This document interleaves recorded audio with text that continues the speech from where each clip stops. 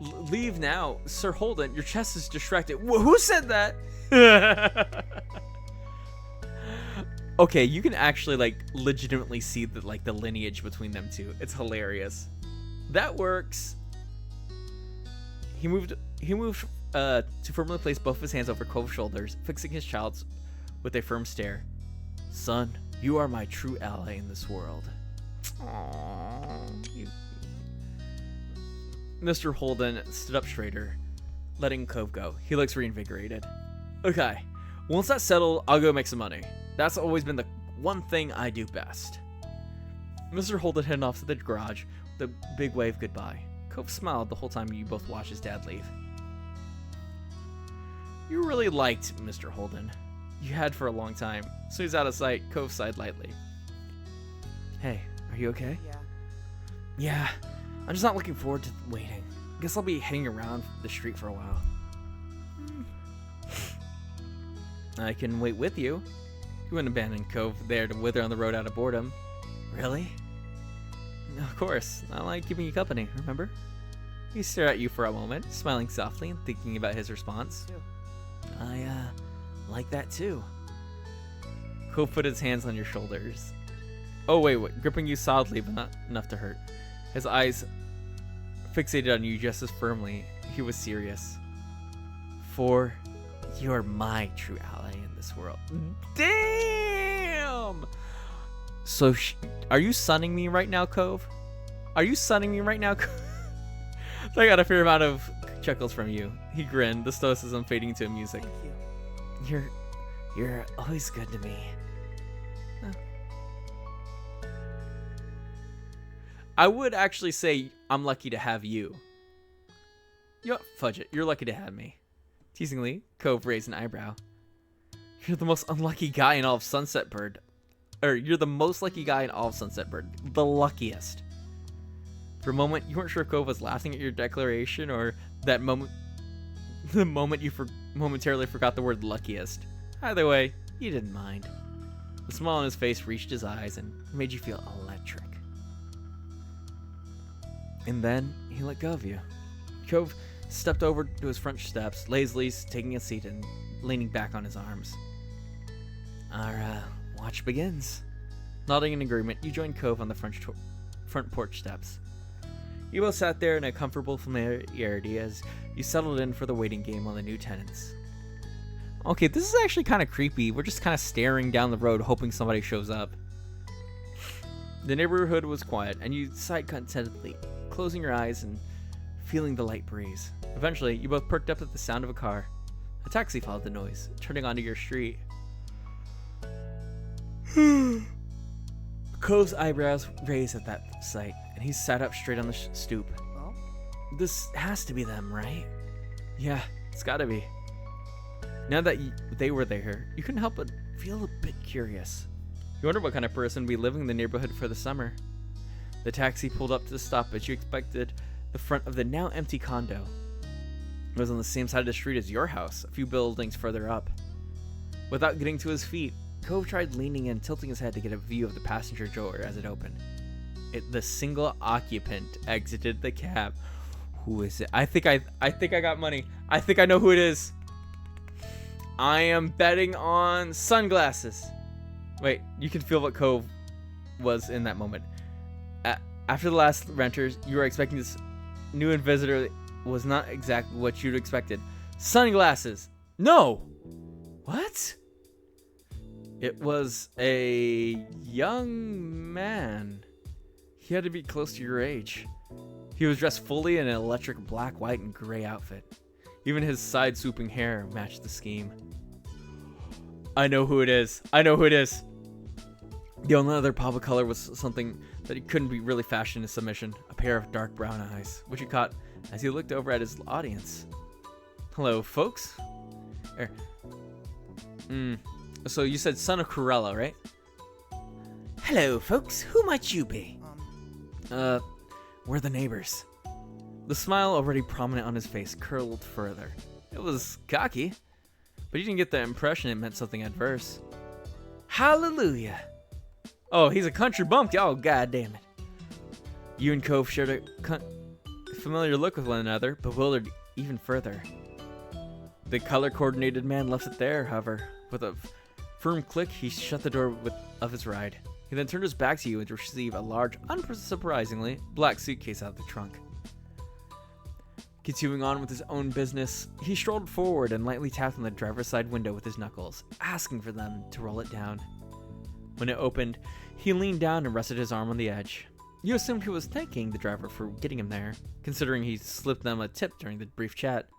They shook hands, and when he pushed himself up and away from the taxi with both arms, giving the driver room to leave. The taxi pulled away, rolling carefully down the road and out of sight around the corner. The new renter had officially arrived. He left his suitcase on the ground, out of the way of the street, and sauntered over your way with the confidence of someone who had just been invited to join. Cove finally stood up to greet this person, and you followed suit. I'm Baxter Ward. It's excellent to meet you, neighbors.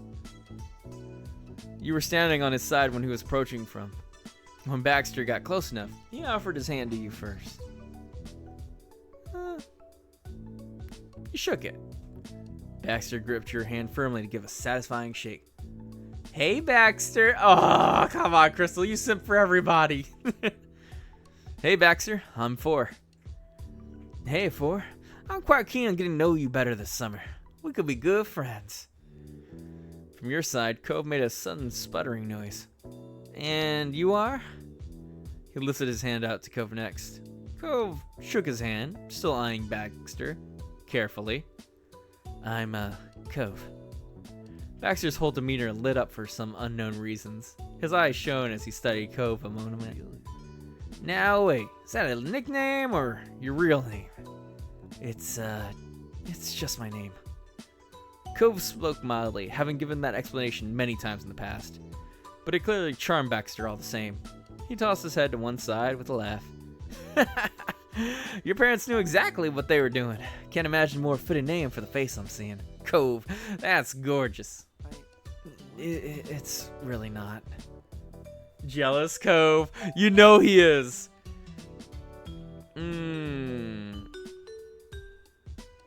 No, I agree. It suits you. Nice to see someone else knows. The impact might have faded for you living with it this long, but I promise to the onlooker it's a knockout.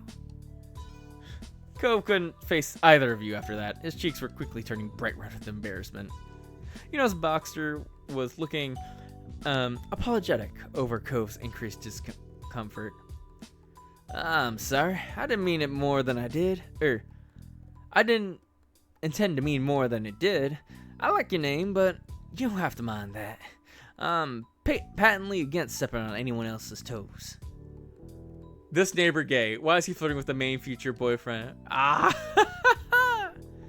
He chuckled to himself. It seemed like there was some extra meaning hidden there in his words. And you noticed that Cove raised an eyebrow, picking on that too. Baxter didn't have his eyes, didn't even open his eyes to see your faces, to know he had some filling to do. He stood up straighter, striking a straight pose with the position of his feet.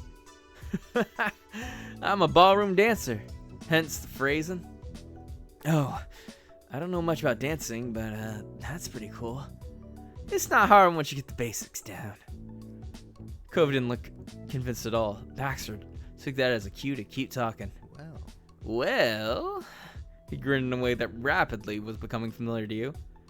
If either of you are looking for a partner, I'm available. God damn, is he forward? This boy thinks he's hot shit.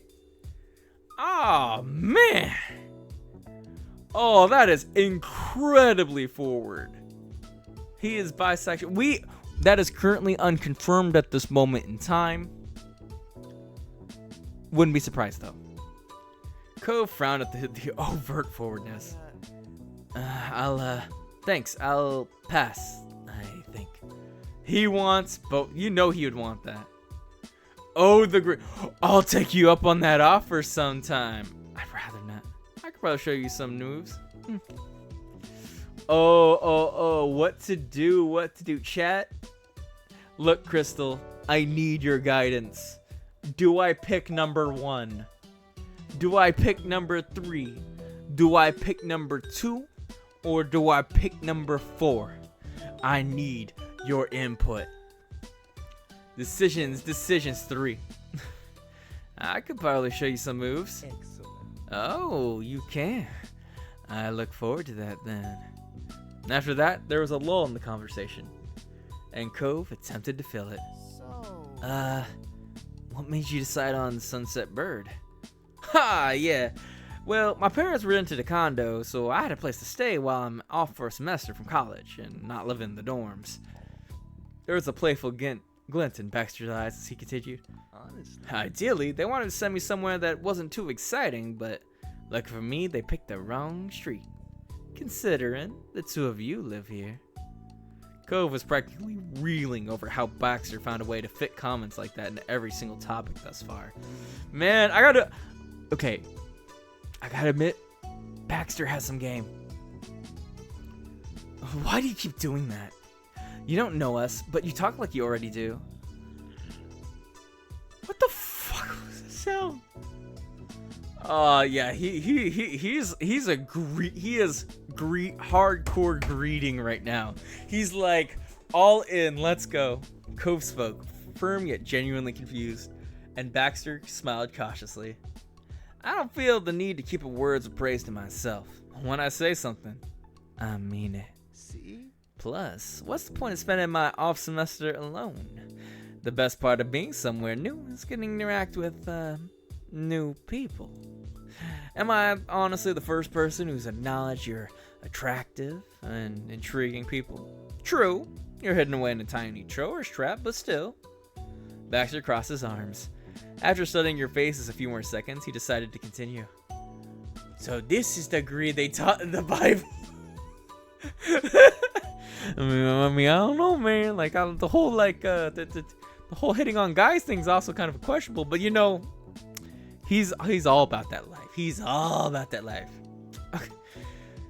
Am I the only one trying to score a hookup or get a romantic fling started by saying those things? No, that isn't the point of speaking well of others. I was raised better than that. Wait, how is he phrasing this? Am I only...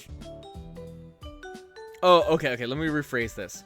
Am I only trying to score a hookup or get a romantic fling started by saying those things? No, that is not the point of speaking well of others. I was raised better than that. Though, would I be fussed if that's what my words led to? Also, no. I am flexible. Not a surprise, huh? I can back off with the lines if you don't like the attention. But I would like to be friends, if we can. Yeah, sure, greedy, flexible boy. Cove wasn't sure how to respond. He glanced at you, and he continued to look at your face when he spoke. Thanks for answering. I'm not interested in any of that with you. Maybe not the friend thing, but the other part. Huh. Okay, Crystal. Choose my fate. Please. Guide me. Number 3. Doesn't bother me.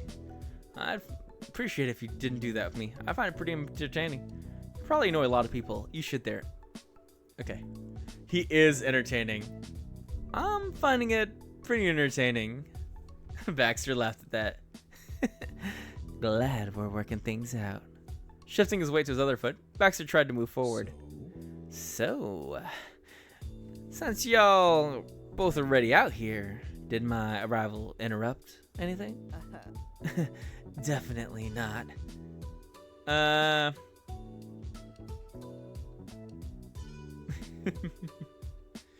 I'm kind of leaning on laugh in a conspiratorial way.